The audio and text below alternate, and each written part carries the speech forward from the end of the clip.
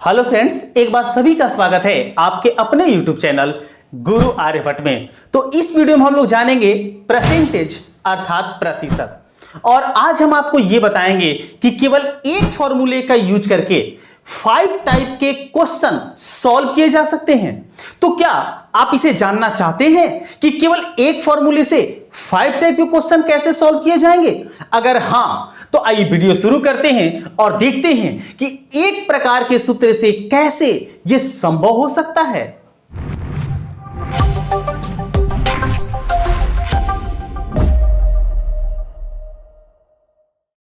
आइए दोस्तों, ये पहले समझ लेते हैं कि किस फॉर्मूले के उपयोग से सभी क्वेश्चन को सॉल्व कर सकते हैं। और वो फॉर्मूला ये है कि जब ए की आय बी से m% अधिक या कम हो तो बी की आय ए से कितने प्रतिशत कमी या वृद्धि होगी। तो इसका एक छोटा सा फॉर्मूला हम आपको बताएंगे और वो बताएंगे m इंटू 100 और उसी के डिवीजन में आपको लिखना है 100 प्लस माइनस m।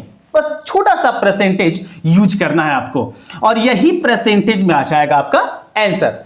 बस ये छोटा सा ध्यान देना है कि अगर उस क्वेश्चन में आपसे अधिक या वृद्धि दिया गया होगा तो अधिक के लिए आप यहां का जो चिन्ह है वो पॉजिटिव यूज करेंगे, ये चीज।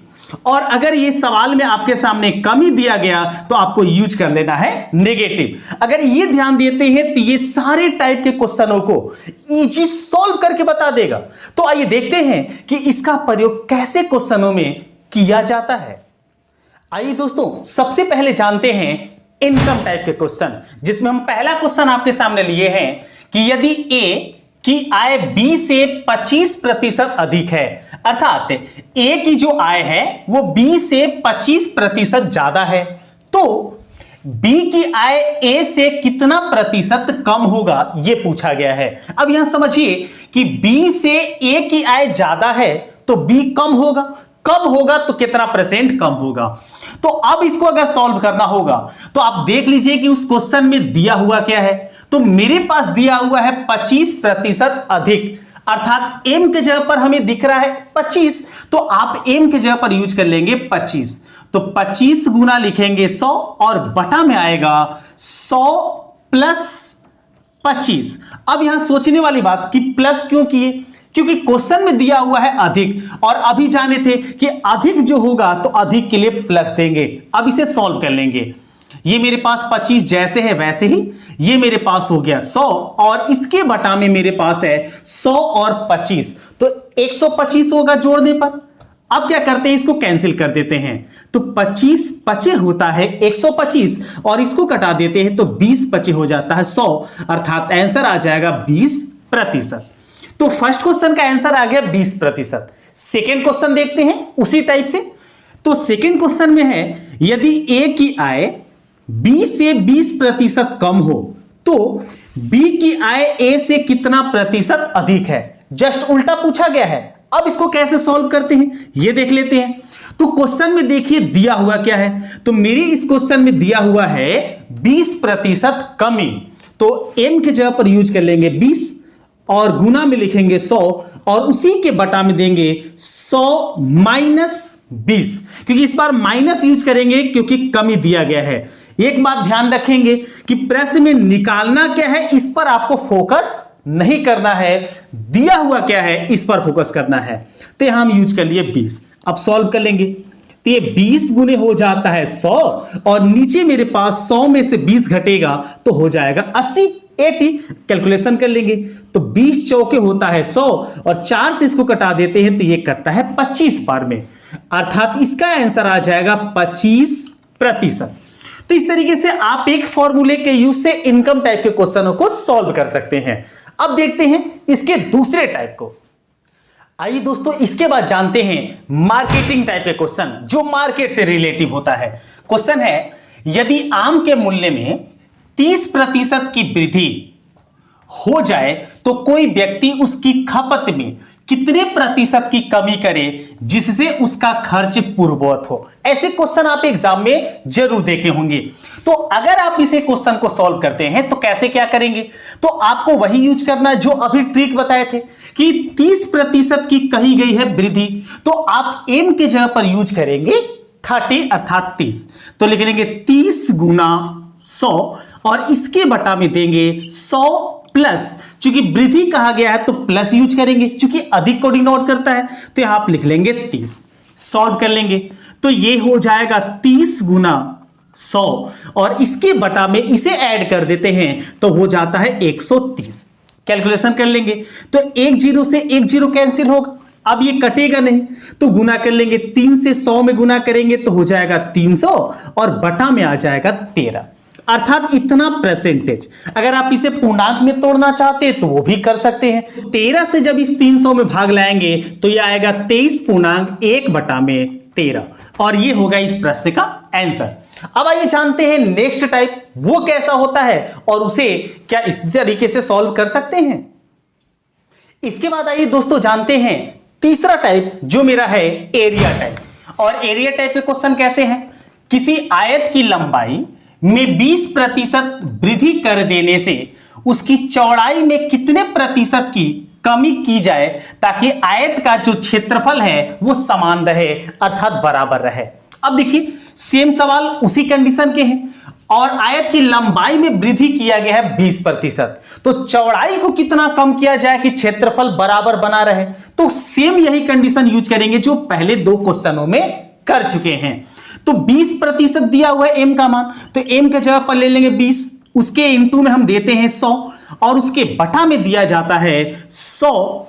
वृद्धि कहेगा तो प्लस यूज करेंगे और कमी अगर दिया होता तो माइनस यूज करते, तो प्लस यूज करके 20 लगा देंगे। सॉल्व कर लेंगे, अब ये मेरे पास है 20 गुना 100 और इसके बटा में 100 और 20 जोड़ते हैं तो आ जाता है 120। कैलकुलेशन 1 0 से 1 0, इसको कटा देते हैं तो 6 दूनी 12, इसको और कटा सकते हैं 50 दूनी 100 कटा और ये कटा 3 दूनी 6। अब 3 से क्या करेंगे 50 में भाग लगा के और इसे पूर्णांक में तोड़ लेंगे, तो 16 दिया होता है 48, 2 बचा और बटा में आ गया 3, अर्थात इसका आंसर आ जाएगा 16.2/3। अब आइए देखते हैं अगले टाइप के क्वेश्चन को कि वो कैसा और किस प्रकार का होता है। आइए दोस्तों इसके बाद जानते हैं एग्जाम टाइप का क्वेश्चन वो कैसा होता है वो देखते हैं। क्वेश्चन है किसी परीक्षा में समीर को अनिल से 30% कम अंक प्राप्त हुए, तो अनिल को समीर से कितना प्रतिशत अधिक अंक मिले। तो पहले हम आपको बता दें ये सारे जो क्वेश्चन होते हैं कभी कभी एक जैसे देखने में लगते हैं, लेकिन जब एग्जामिनेशन में होते हैं तो इसे सॉल्व करने में काफी परेशानी होती है, इसीलिए आज 5 टाइप आपके सामने लेके उपस्थित हुए हैं। तो इस क्वेश्चन में देखिए अनिल को कितना मिला, तो अनिल को मिला 30% कम, तो m की जगह पर रख लेंगे 30, लिखेंगे 30 गुना 100 और इसके बटा में 100 और उसके बाद 30% कम मिला है, इसमें कम कर देंगे आप 30 को। अब इसे सॉल्व करते हैं तो 30 से 100 में गुना करेंगे तो ये 30 गुना 100 जैसा है वैसे लिख देते हैं और 100 में से 30 को घटाते हैं तो आ जाता है 70। अब कैलकुलेशन कर लेंगे, 1 0 से 1 0 कैंसिल होगा।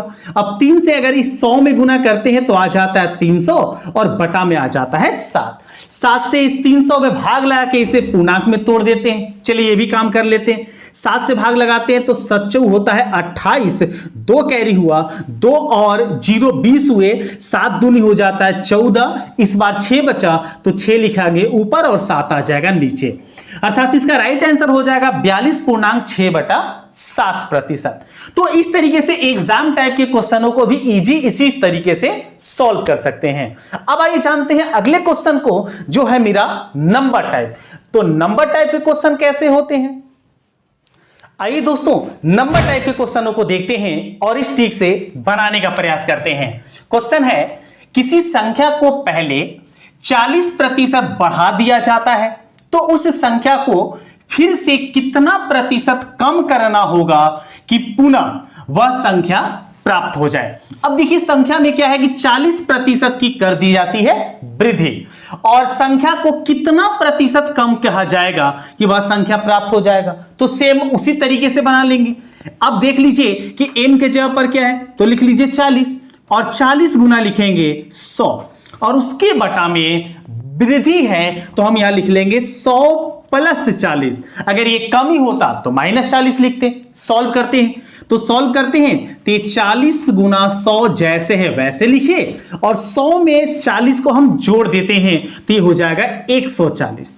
कैलकुलेट कर लेते हैं, एक जीरो से एक जीरो कैंसिल होगा। अब इसको कटा लेते हैं तो 7 दूनी 14 और 2 दूनी 4। अब देख लीजिए 2 से 100 में गुना करेंगे तो आ जाएगा 200 और बटा में आ जाएगा 7। अब इसको भी पूर्णांक में तोड़ लीजिए। 7 से अगर 20 में 200 में भाग लगाते हैं तो ये 20 पहले लेते हैं, यहां भाग लगाए तो 7 दूनी हो जाएगा 14, 6 जीरो हो जाएगा 60, और इसके बाद होगा 8 सते 56, 4 शेष बचा तो 4 ऊपर गया और 7 ही आ जाएगा नीचे, और यही होगा पूर्णांक में आंसर।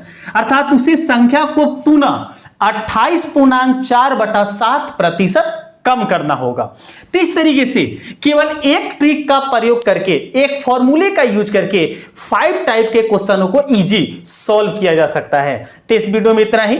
नेक्स्ट वीडियो में कुछ और नए टॉपिक के साथ पुनः हम आपके सामने उपस्थित होते हैं। चैनल पर नए हैं तो चैनल को सब्सक्राइब कर ले। मिलते हैं एक नए वीडियो में, तब तक सभी को वंदे मातरम।